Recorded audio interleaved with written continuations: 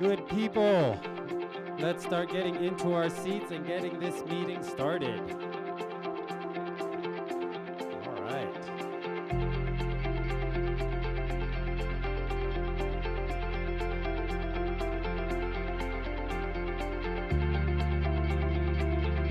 All right, I think we should start in a special way today.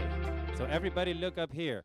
We're going to start by taking a 5-second deep breath in and then 5-second deep breath out. Are we ready? In 3, 2, 1, inhale and exhale. Good morning, 1 Million Cups entrepreneur community. Thank you for being here this morning. My name is Philip Awesome Aguilera. Yes, my middle name literally is Awesome. Miss Heather McBroom, Mrs. Heather McBroom. And I own, 2 businesses. I am one of the founders of the Self-Defense Academy of Colorado Springs, and I also am one of the founders of Sophisticated Events. So 1 Million Cups is an entrepreneur support group that meets every Wednesday all around the country, where entrepreneurs come, they drink a cup of coffee, and that's why it's called 1 Million Cups, because if all the entrepreneurs all across the country do this, it's something like 1 million cups. I haven't done the math officially, but it must be something around there. And it was started by the Kaufman Foundation, so they are the ones who fund and sponsor all of 1 Million Cups all around the country. So I do not see a Kirsty Logan here today, but she is the one who brought the beans for the coffee that all of you are drinking. So shout out to Kirsty. Yes. She does other amazing things. You can find her, I think, at sleepyturtle.co. And our coffee sponsor today is Lynette Kincaid, which I do not see either, but we'll clap our hands for her as well. And her I Write Writing Academy. So if you want to get a book out there, Lynette is a good person to connect with. And I do see somebody here of our coffee cup sponsor of the SBDC and BBB. Would you like to come up here? Or yeah, you. But you know them. Hey, good morning. I'm Becky Fuller, and my day job is I work for Colorado Enterprise Fund, but I do volunteer at the Small Business Development Center and have for years. And do you guys know about SBDC? Who doesn't? So Small Business Development Center it's a free resource to small business entrepreneurs. And what's awesome about it is you can get people like me that will teach you everything you need to know about getting a loan so that it's not scary to you anymore. And there's all kinds of experts with marketing, SEO, accounting, whatever you need, it's there. So I would encourage you to get to know your SBDC, and it's right downtown in the old train building at Pikes Peak where Colorado and all that kind of connect. Awesome. Thank you very much, Becky. So just a reminder, community announcements will be in between our speakers. We have 2 speakers today, so we'll stay on schedule, as they say in the Britain land. Let's please silence all our cell phones so we don't interrupt by accident our presenters while they're up here. And if you'd like, you can check in on the 1 Million Cups app. I don't know if it's working or not, but it's a thing if you want to try it. Boom, there you go. We have confirmation that it works. And with that, let's put our hands together and welcome Shawn from Vertical Foliage up to tell us his entrepreneurial journey.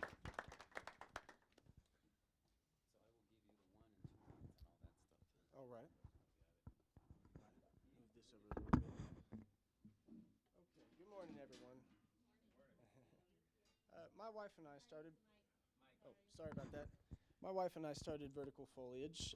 We're an interior landscaping company and plant maintenance service. Can you hear me better now? Okay. So, we mostly service large office buildings. If you see like trees and that sort of thing inside a mall, we can care for that, supply containers, that sort of thing. But we also carry some specialty products that I'll just show you real quick.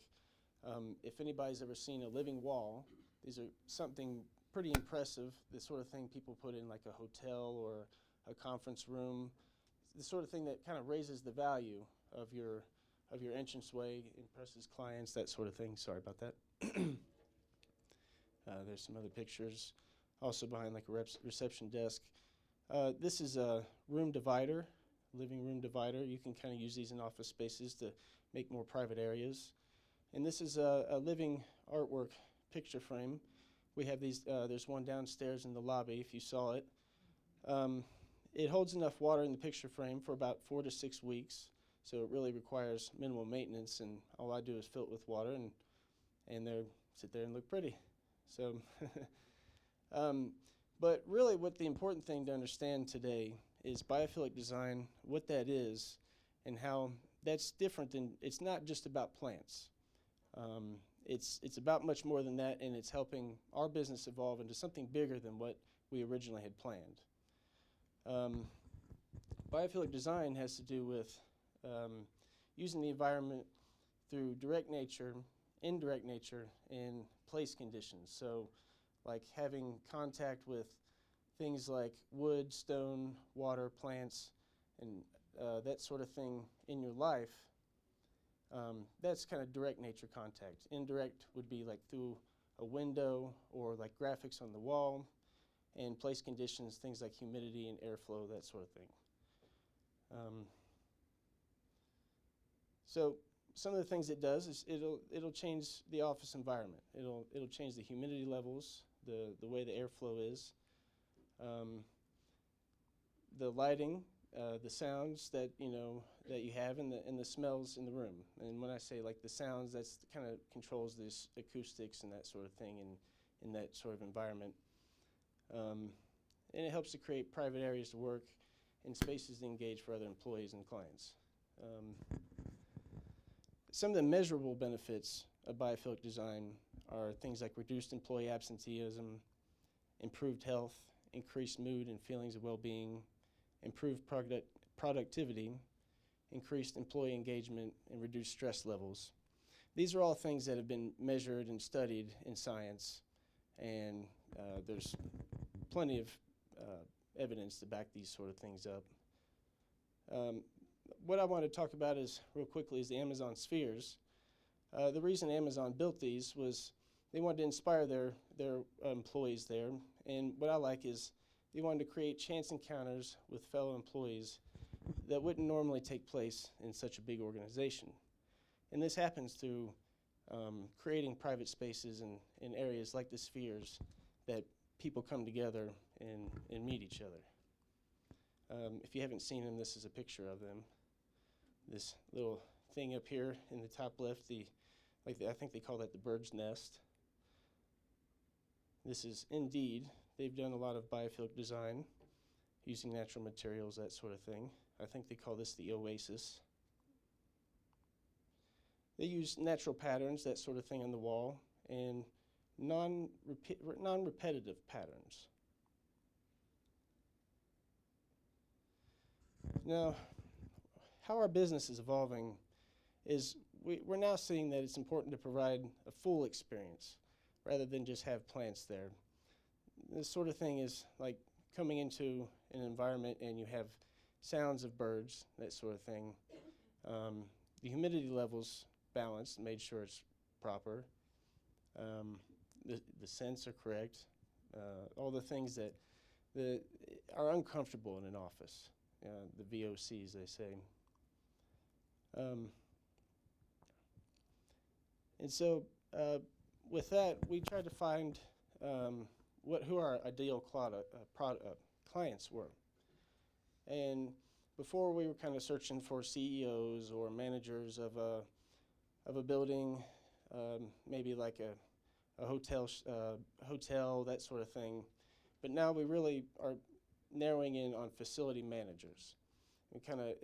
We realize that they really care about monitoring the entire building space, how things operate, and how healthy it is, and raising the value for all their businesses that are in that space.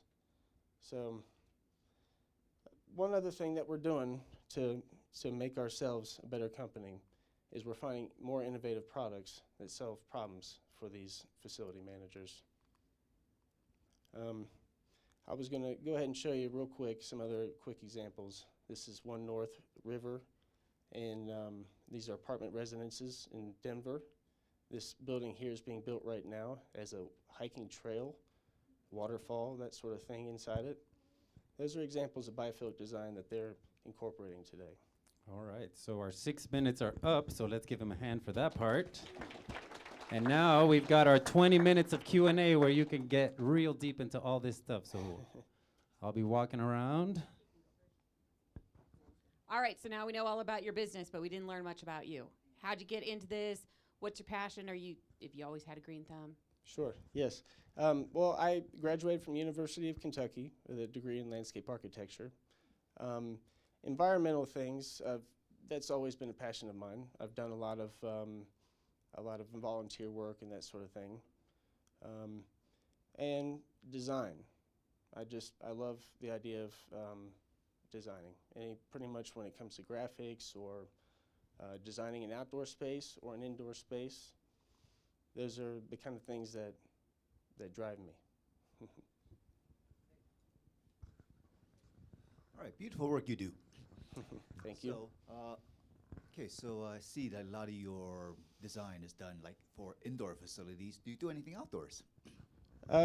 We don't do anything outdoors necessarily, but we do have suppliers for living walls outdoors, so there's no reason we couldn't necessarily do that. What made you passionate about landscaping? About landscaping. Well, landscaping is actually a little bit different than landscape architecture from what a lot of people think. It's really more about kind of like in engineering, designing water control, that sort of thing, and just designing spaces for people to use. What made me passionate about that, I guess, is just like I said before, I love the outdoors, enjoying the space outdoors, and I love designing those spaces.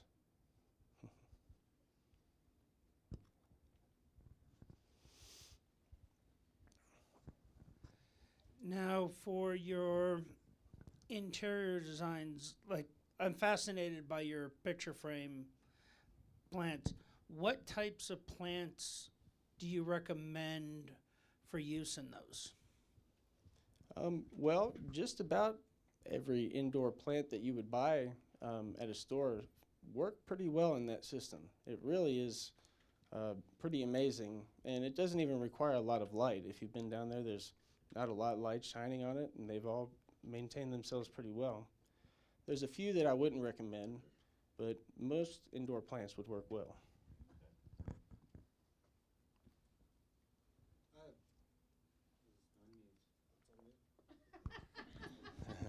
I got two questions.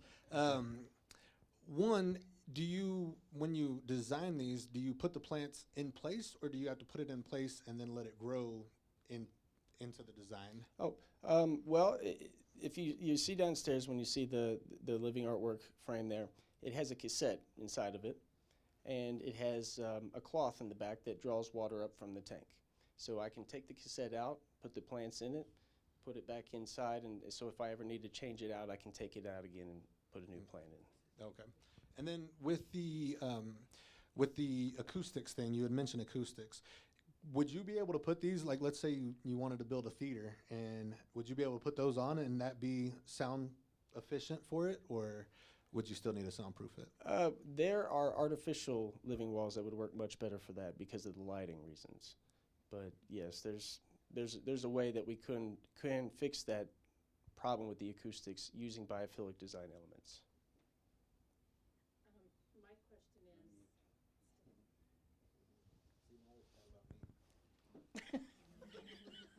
is, do you also do the indoor type gardening? Is that like something possible that you do through your company? Well, Like for, foodstuffs? we don't have anybody that's wanting to do that yet, but there's no reason that we couldn't grow herbs in the picture frames just as well. They make even smaller ones actually that are good for home residential kitchens, and so if you wanted to grow herbs at home, that would be a really good thing to do.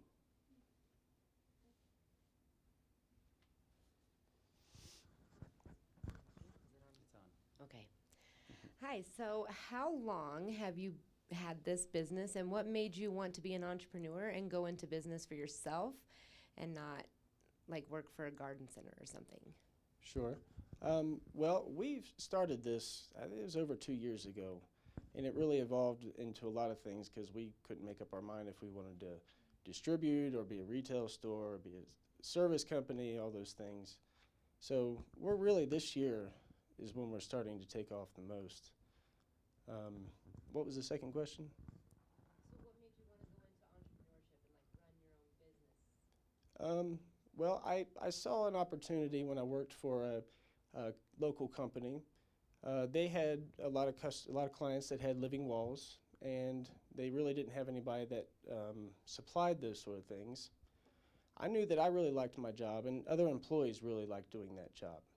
So I felt like if it did well, it would be easy to maintain a good staff and highly profitable because the plants are very, very necessary. Have you thought about, or have you already gone into senior care facilities or nursing homes? And if you have you seen a positive response? I haven't had a chance to do that yet, but that would be an excellent thing to do when you talk about anxiety and the sort of things that people have. I've seen really great examples in airports, like the very first image that I showed that had the big waterfall. That's in Singapore's airport. And it's just, they're perfect for when you walk through that environment before you get on the plane, just giving you making you a lot more calm and easier to deal with the stress. How did you stumble across or learn about biophilic design?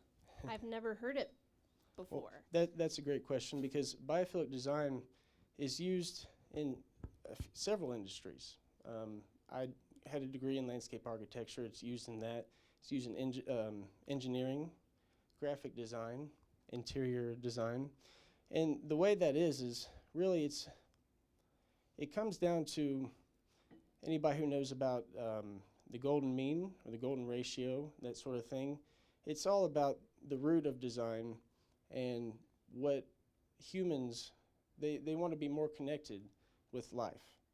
And that can be crossed over into graphic design. They use that to create graphics and patterns, that sort of thing. Engineering as well, it works well with that. With landscape architecture in particular, we were shown that really it works much better when you use curved shapes that have, especially when they have that golden ratio in it. The curved shapes work much better than like cube shapes, that sort of thing. It's just a natural flow that works much better. And so that's why I say it's not just about plants. It really incorporates having life into your life. Okay, my question might be a little hard, so you can think about it a little bit, but foundationally, 1 Million Cups is a lot about storytelling. Can you share a personal story, something that impacted you or one of your clients, so we can kind of get to know your passion a little bit more?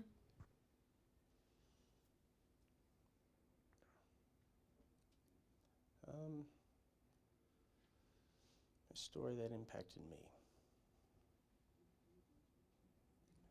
I'm not sure if I got a story right on the top of my head. And that can be, did I turn it back on?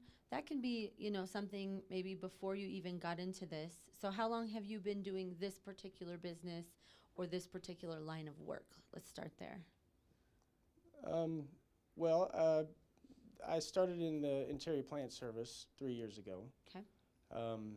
But like I had kind of started off in saying, we kind of didn't know who we were to begin with. That might be a little bit of a story to tell because we thought about being a distribution company. There's lots of companies that provide these products that were more than willing to have us invest a small amount of money and be distribution with them. That was a very good learning experience because now I know very well how distribution companies work.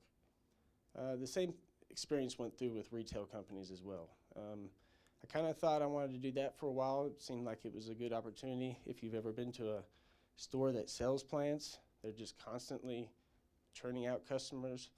But it also requires a lot of employees and other things, a lot of high overhead, and it just didn't seem like as good of an opportunity as what I'm bringing.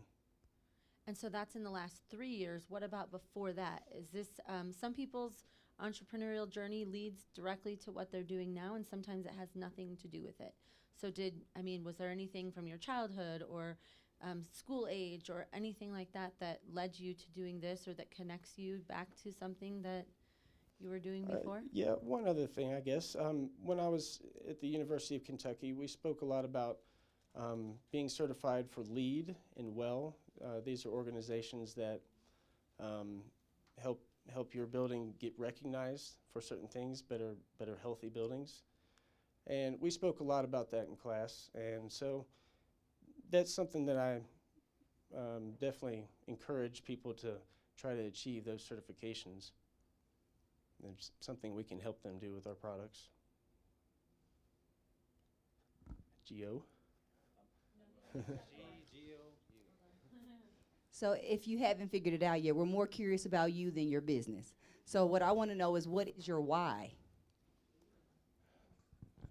Well, I thought I answered it, that I'm passionate about the outdoors and the environment, and I also think it's a great help for the community. Why I want to do this, I mean, why I want to be an entrepreneur, I love organizing that sort of thing, putting that sort of thing, organizing a team if there's solving problems. That's something I like to do. And maybe that was what you were looking for. Maybe not. So, is it really on? Okay, cool. Can you hear me? Yeah. Okay, there we go. Cool. So, Shawn, I wanted to start off by saying super impressive to me, your presentation. Like, you hit all the pieces, right? Like, technically about I think what's important about what you do, like you talked about how it adds value to buildings. You talked about how it, creates, environments and all this.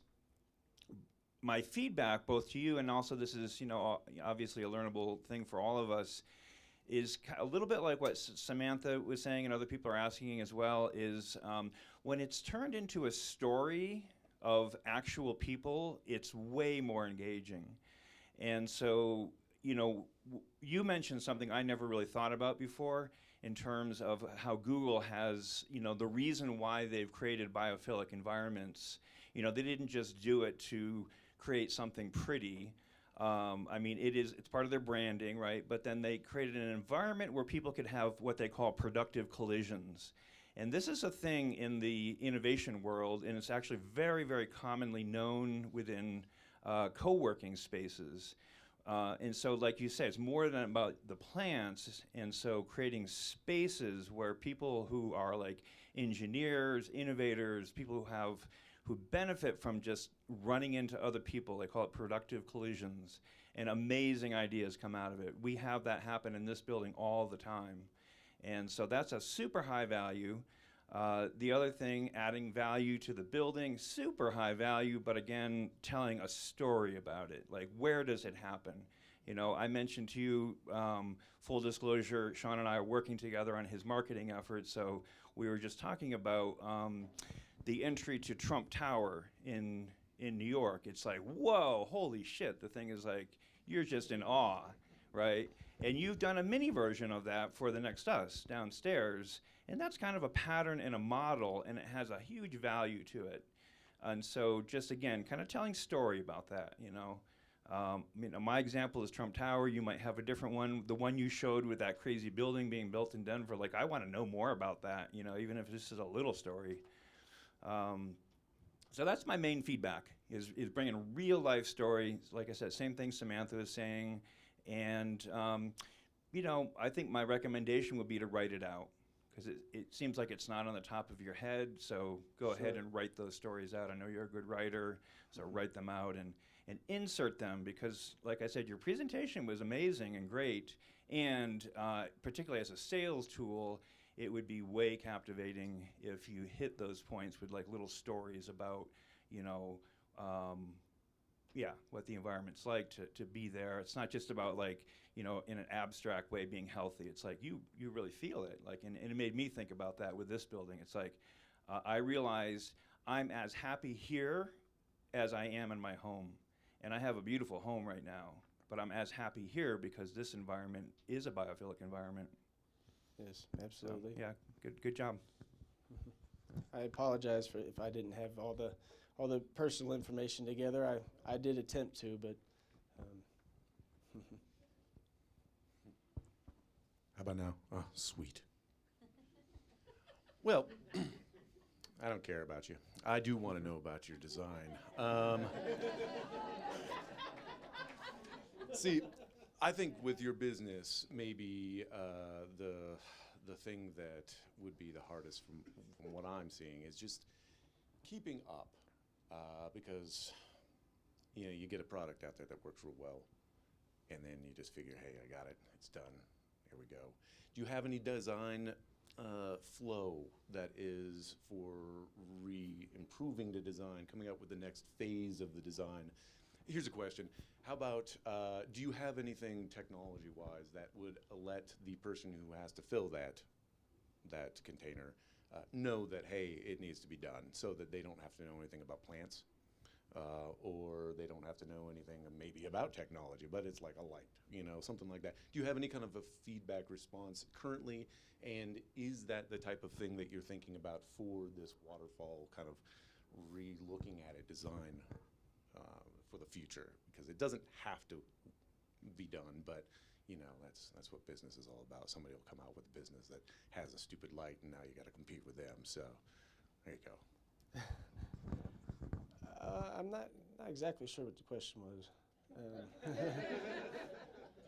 have anything for design in the future for this, or are you going to be focusing on another thing, pushing, you know, change up the business in the future? Well, we'll be focusing, I think, on getting the latest products that have to do with fulfilling these goals that facility managers have.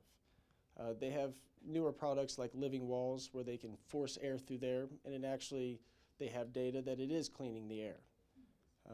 So there are other like air conditioning systems. They can buy smaller ones that mimic natural airflow, that sort of thing. I don't know if that got to you. All right, it's time for our super secret special question, the triple S, coming at you. What can we as Colorado Springs business community do to help you? I think one thing that's I've spent a lot of time doing that I think it was a good thing, but it didn't really get me real far, was I wrote a few articles and a few blogs. I published them on LinkedIn and on my website, and it just didn't seem like hardly anybody read them or anything like that. It seemed like a lot of work kind of went to waste. Anybody that's interested in biophilic design, it'd be good if you read that and shared it with someone, let them know the importance of it, and LinkedIn is a great way to do that. Thank you.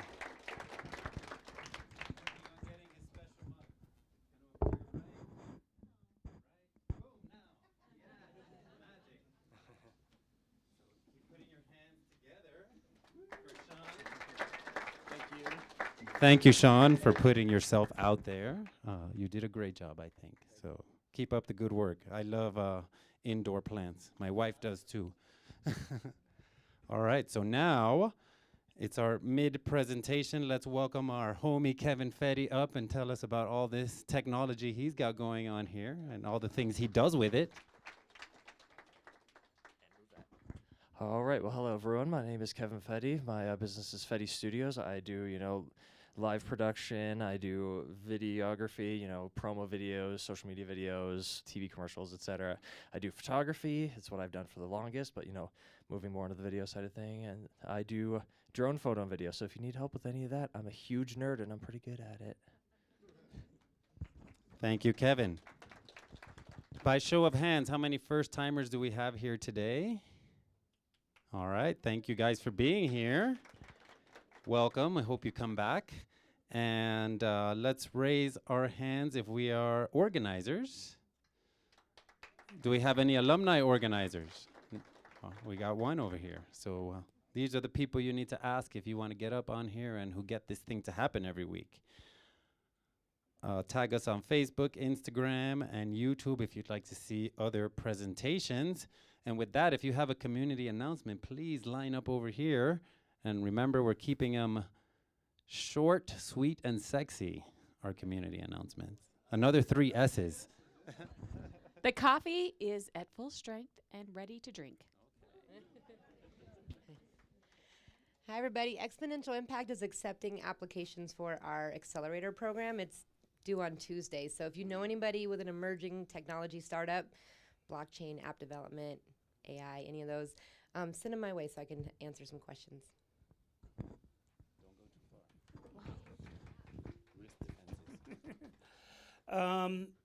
If anyone here is a business owner, entrepreneur, wants to help out a local Cub Scout pack, Pack 255 is looking for donations for an upcoming event. If you could please see me.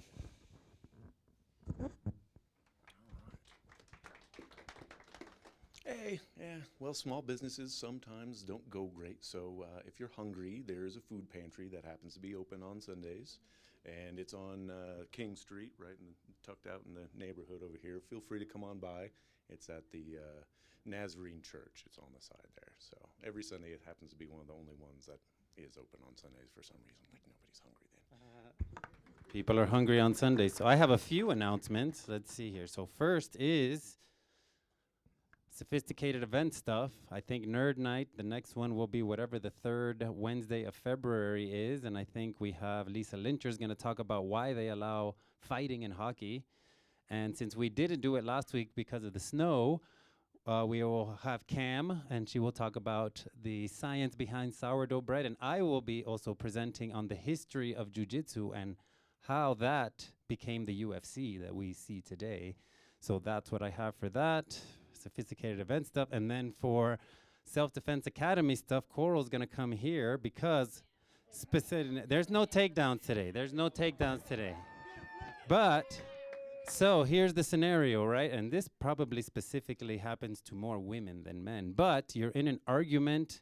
Maybe you've seen this outside in the parking lot where the guy is grabbing the wrist.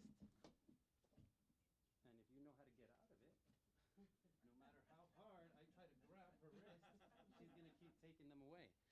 So if you, at a bar. So if you'd like to learn easy stuff like that, I believe next week we may be starting full time here at the Next Us, and we'll be having classes for now every day at 10 a.m. So for more information, come talk to me or Samantha. And with that, clap for the community announcements. And keep clapping as we welcome Heather McBroom from the Thrive Network up to the circle. Ooh, ooh, ooh, ooh, ooh. See, no excuses here with knee brace and all. Yes, no excuses. Good morning, everybody.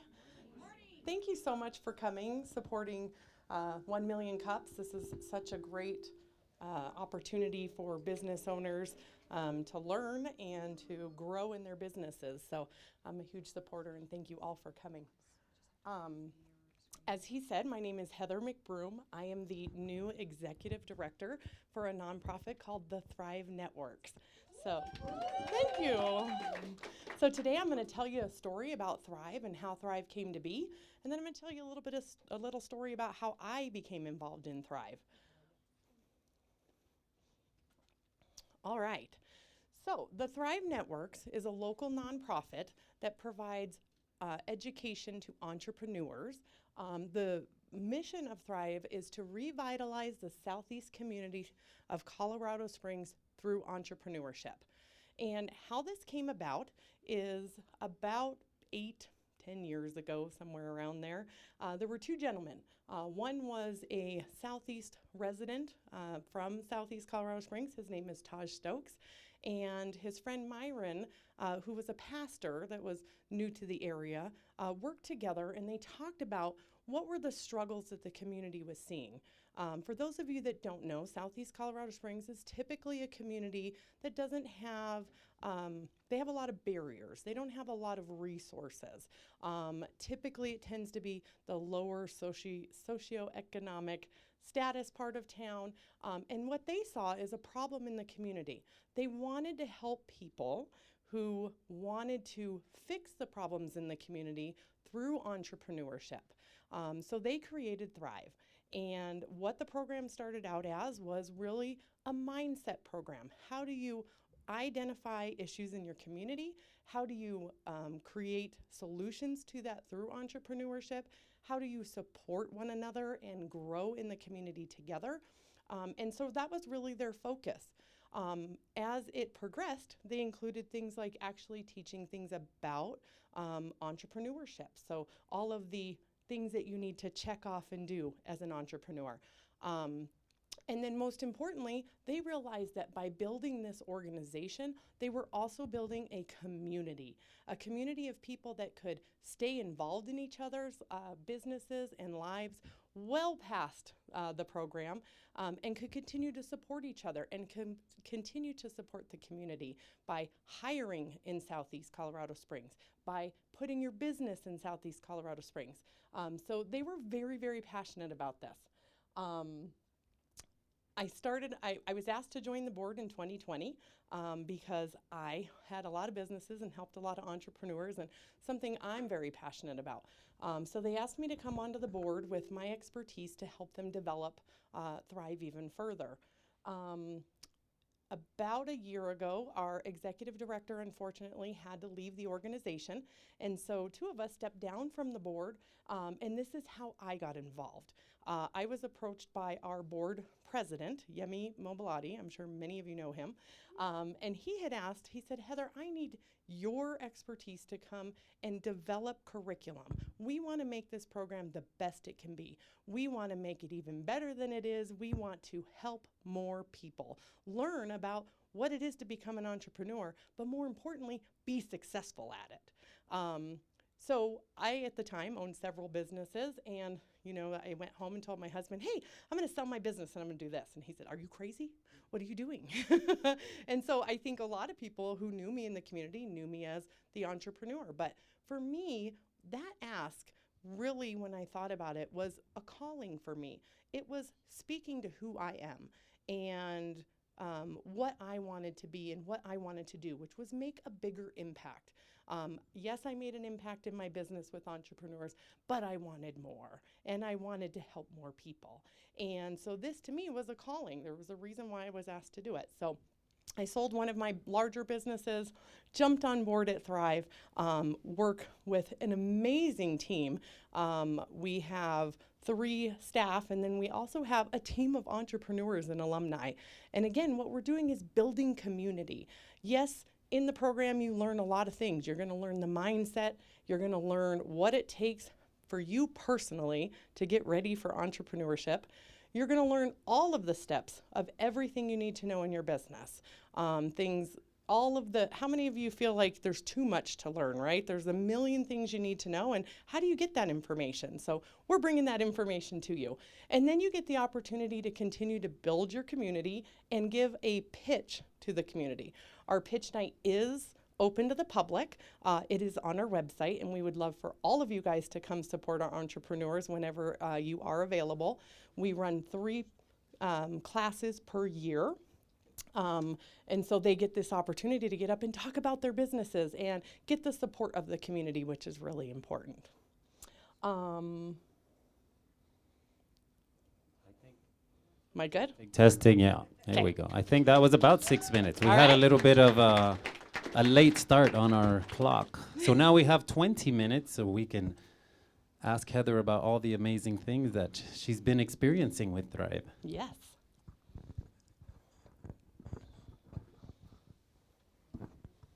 What would you say is the best thing that somebody can gain from joining the Thrive Network program? Great question. I think what separates our program from other programs. There's a lot of them where you can get good education, right? I think for us, it's the community that we build. It's the people we bring into the classes to teach things that they're experts on, to start to create those relationships, our ability to get people out into the community and introduce them to people we know, and the relationships that not only do they build it in each cohort, but those are starting to expand through different cohorts now. So we have alumni creating good relationships with the newer entrepreneurs, which I just think is a phenomenal thing for any business owner. That's my favorite part. Hi, Ben. Hi. I'm just curious, could you share a little bit about some of your past entrepreneurial experiences, just what they were? And then also, if you could give any examples of the types of businesses that have come out of Thrive that, you know, have started and benefited from the program. Absolutely. So my experience is a lot of things. My husband says I'm I have the attention span of about 4 years before I'm on to something else. So I have a paralegal certificate. I've worked in the legal field for a long time, so I know a lot about business when it relates to law stuff. I have done bookkeeping and own a bookkeeping business. I've done that for about 15 years. I did commercial insurance for about 25 years. That was the business that I just sold. So I understand insurance. I am a certified risk manager, so I understand risk management. So really all of these different things in your company, I kind of have spent the last 25 years gathering information on all these different things. So for me, the give back is, what is it going to do in my head? It's going to do no good. So I love to share that information with everybody, everything that I know, everything that I learn, which is why you continue to see me out in the community, because I'm always hungry to learn something new. And then what was the second question? Examples of businesses. Oh, yes. Yes. So every cohort that we have, we start with 15 students. Our goal is that at least 10 graduate. And out of those 10, we would like to see at least half of those have a a business that's started and viable by the time they walk out the door.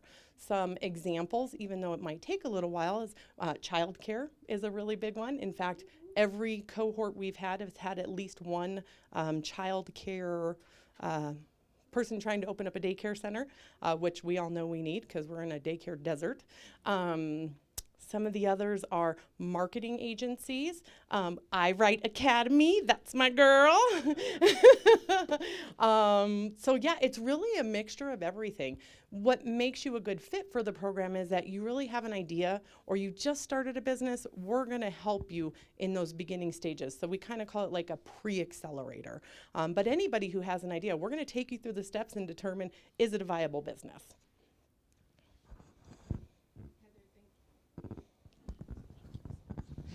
Thank you so much for your presentation. I appreciate you.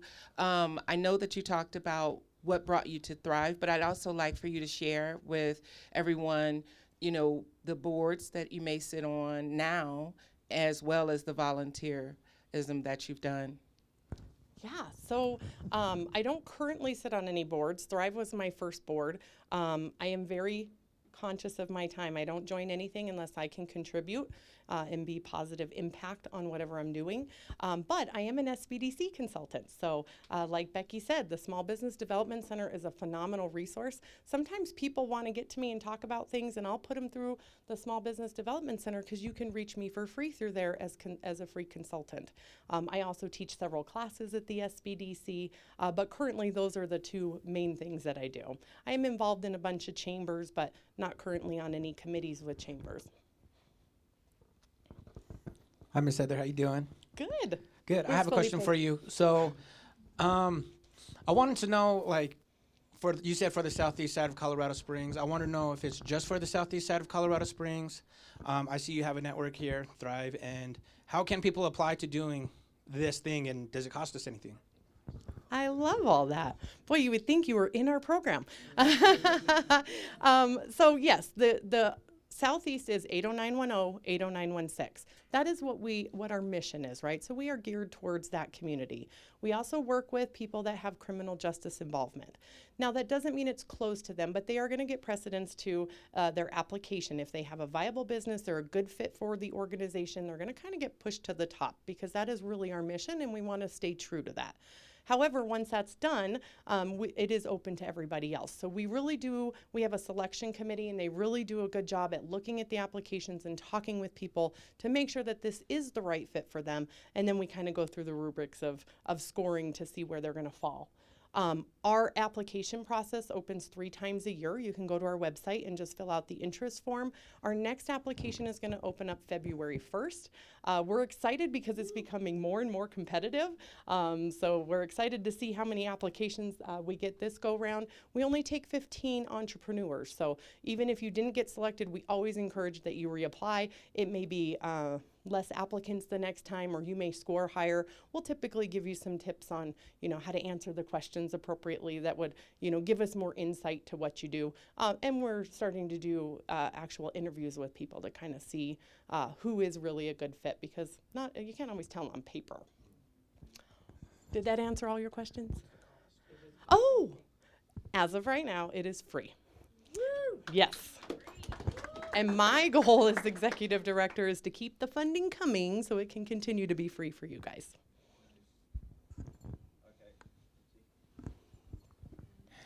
I totally love what you're up to and what the Thrive Network is about. And I want to just kind of match it to my own, perception of what an organization like Thrive can do.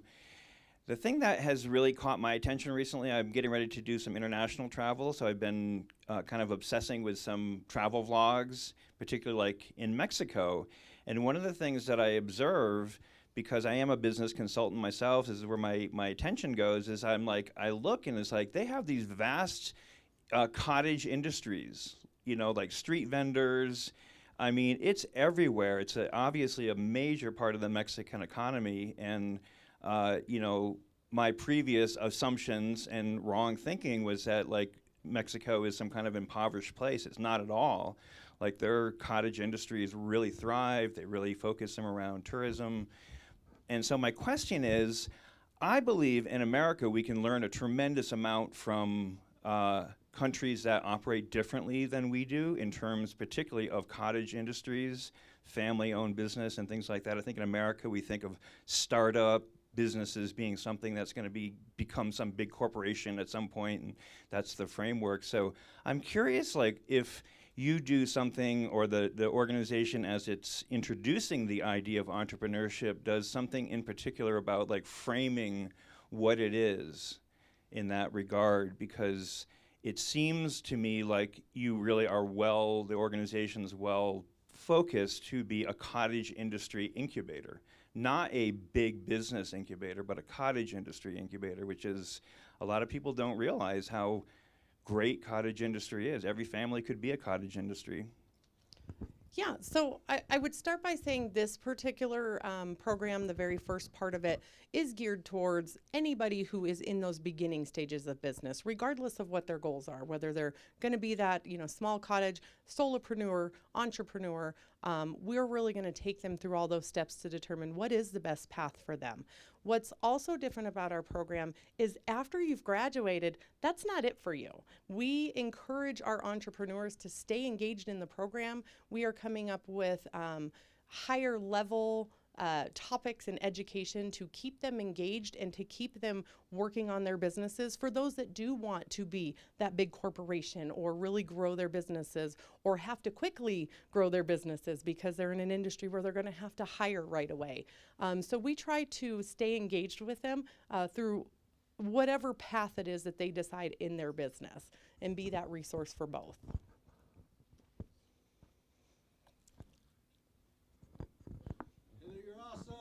Oh, I thank you. I paid him to say that. Here's a question: how can I get paid to be your person? No, anyways, okay. So I think I understand that the difference here, but I would like to know how would you speak to the difference between your revitalization and others' interests in, which I guess would just be gentrification, which would be more of trying to change that place into something it is currently not. I have almost all of my friends living in the Southeast, and I love the fact that they are more tightly knit because of the lack of stuff, probably. I mean, maybe that's a little bit to it, but I love that, and I feel that sometimes people come in with this idea of revitalizing, but it's really, well, it's echoing. But I feel like they're coming in with the idea of just changing it from what it is and sweeping out what they would consider the undesirable part of the town. How would you say you push your entrepreneurs to help the community rather than replace Change it. Yeah. Sure. No, and that's really important because those of us that are involved in the organization, we are passionate about Southeast. I'm a Southeast resident. My children go to a Southeast Colorado Springs school. We don't want to change. Like you said, we have some amazing things about our community. We are very tight-knit. We support each other. What we want to do is enhance our ability to be able to earn more money, solve those problems, create more opportunity, not necessarily change the dynamics of Southeast, because we like that part. So one of the things that we do is we ask our entrepreneurs to pay it forward or to pay it back. And in that agreement, we ask them to hire people from Southeast, hire people with a criminal background, put your business in Southeast, or somehow make sure that your business continues to support the efforts of making the community better. Thanks. You're so awesome. Aw, so are you. So it's not a question, it's kind of a testimonial. It's the first time I met you, there was a business that was going, it was in need, and it was maybe going to go out of business, and you organized handing out flyers downtown and just spreading the word to come support this business. And they're still in business now, and that was probably about a year ago. So, you know, what you're saying about helping and being there for others and just wanting to help, it really does show. And you always have helped, and you've been amazing to me, you've been amazing to the community, and we just want to thank you. Thank you. Aww. Boy, I might speak every week if it's like this. Jeez.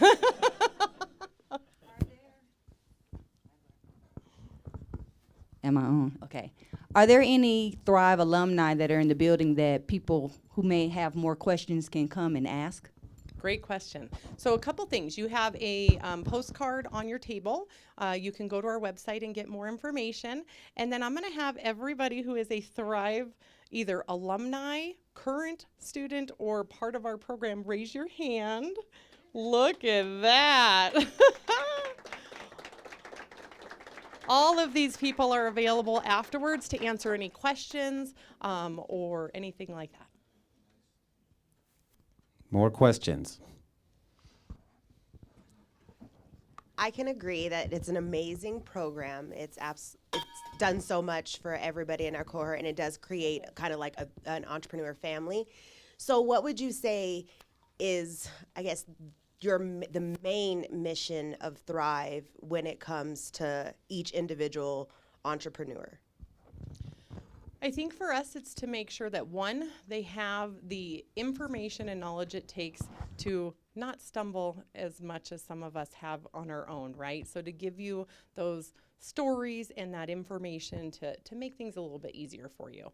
And then two, to make sure that you feel supported, that you continue to feel supported and feel that you're a part of something, because entrepreneurship can be very lonely, and we don't want that for our entrepreneurs. We don't really want that for anybody. So really to make sure that you feel supported and that you have the knowledge it takes to run a successful business.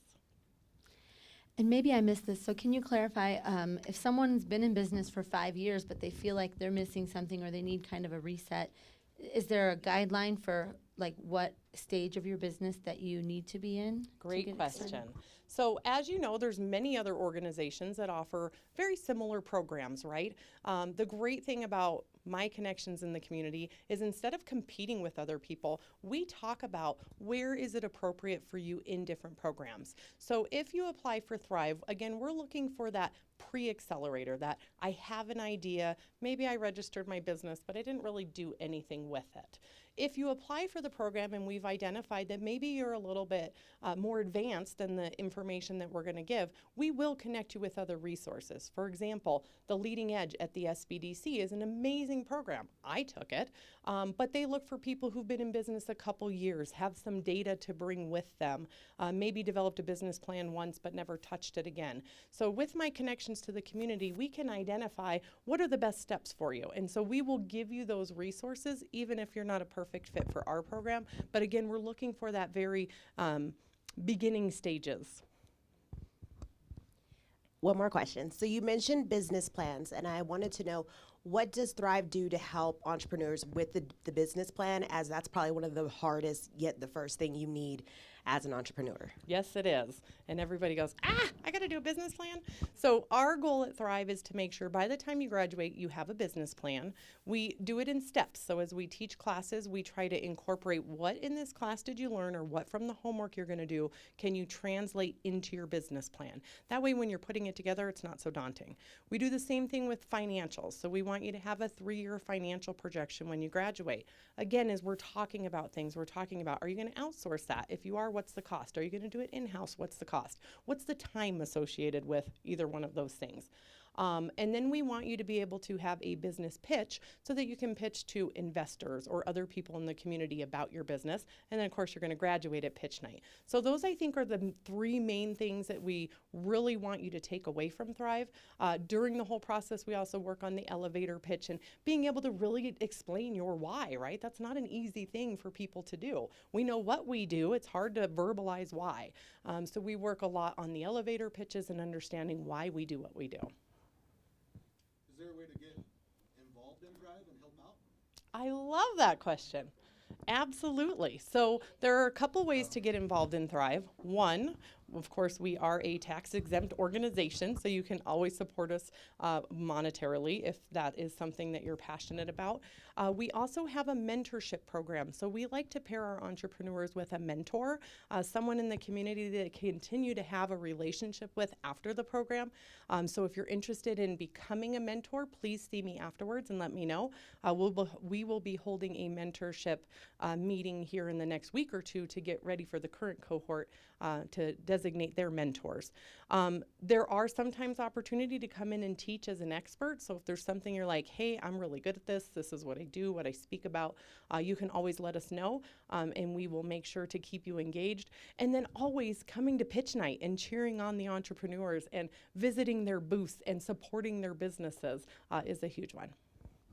Is there a way we can find out, or is there a page you post on, oh, hey, pitch night is this night, or something that we can follow that'll keep us up to date on that? Yes, so we will post it on our website, our Facebook page, so you can follow us on Facebook. You can follow me on Facebook. I post everything, so that's always an option. But we try to get the word out there quite a bit right before pitch night, so you should see a lot of people posting about it and advertisements.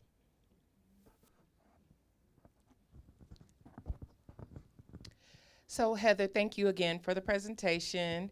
What can we as Colorado Springs citizens do for you or do for Thrive? 2 things. One, you can continue to support the program by sharing the information with everybody you know. This program is meant for the community, and we want to help as many entrepreneurs as possible. And then 2, my ask is not necessarily of the organization, but of our entrepreneurs, and that's to continue to support them. Follow them on Facebook, go to their events. If they're up speaking at 1 Million Cups or somewhere else, come out and support them. It means everything to them to have and feel that support, and that is what we love about Colorado Springs, so we want to make sure that they feel it as well. Thank you very much, Heather. Here is your coveted orange 1 Million Cups, and let's hug it out. Yes.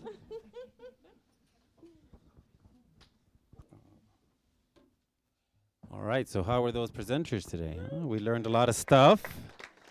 So before we invite Judy, our host person, up here, I have 2 announcements to make. Number 1, Memoirs and Nerd Night. If anybody is interested in taking that over, please come talk to me, because I will not be able to continue to do that as I grow the Self-Defense Academy. That's number 1. And number 2 is today will be my last day as a 1 Million Cups organizer.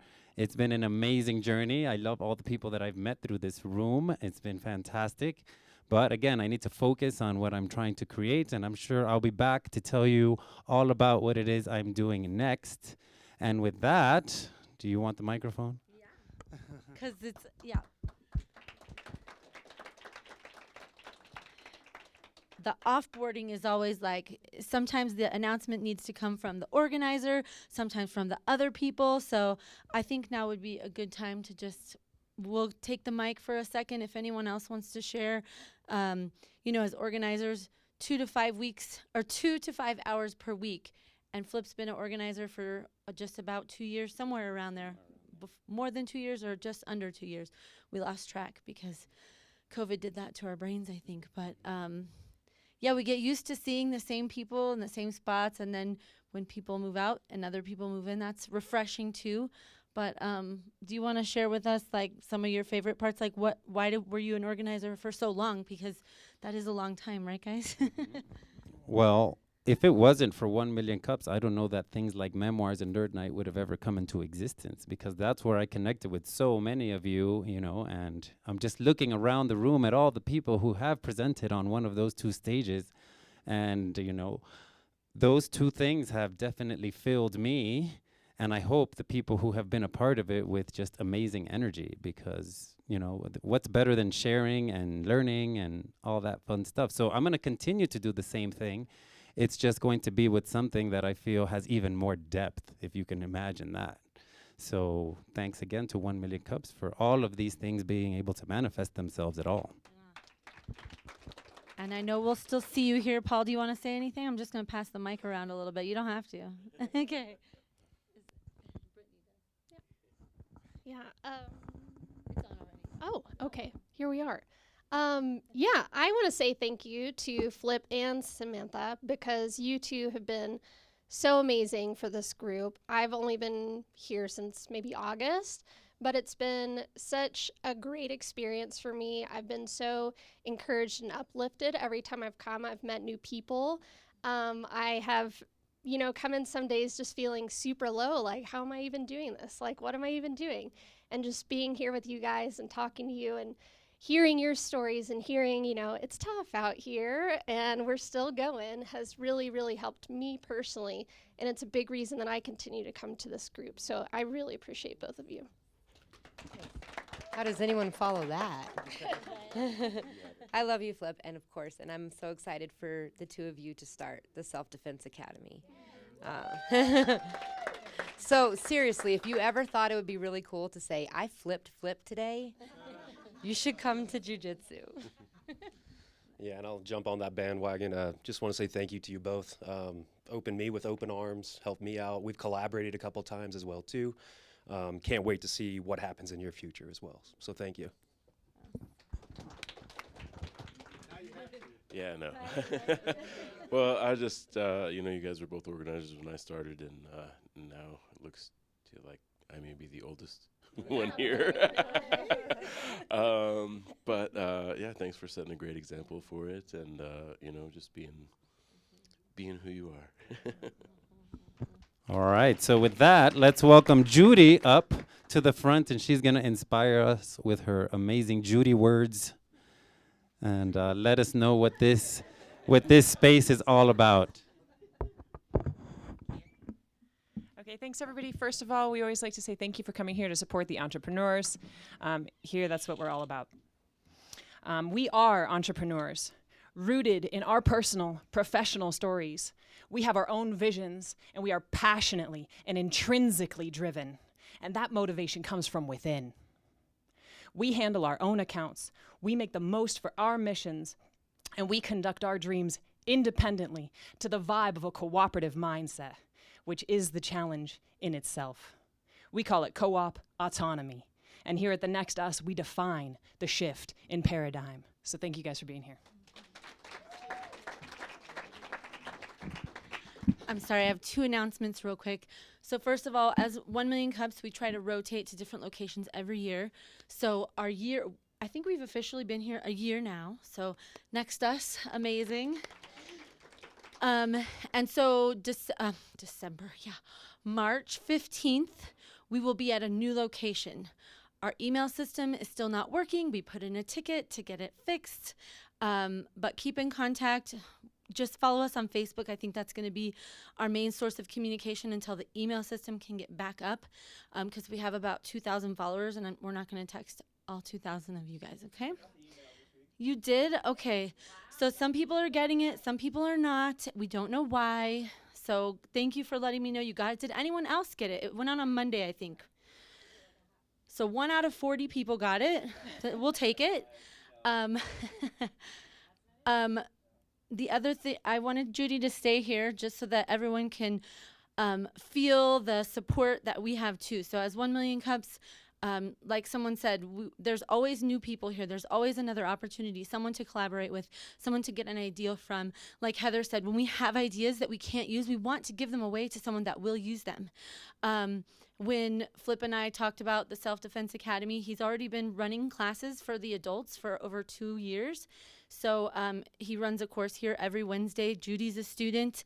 So the first thing that Judy said when I said, okay, we're starting a youth program, she said, you're doing it here then, right?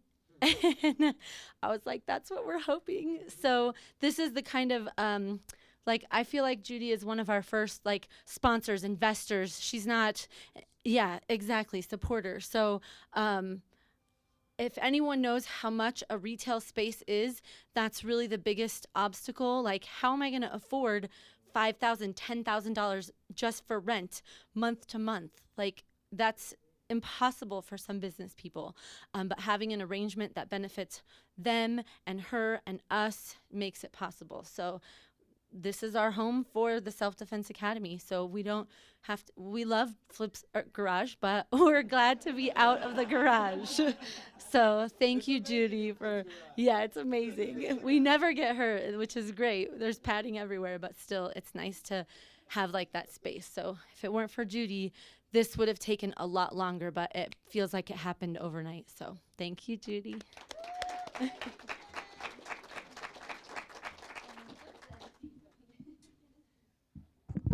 All right, with that, let's get out there and keep making dreams a reality. Thank you very much, 1 Million Cups family. We will see you next week.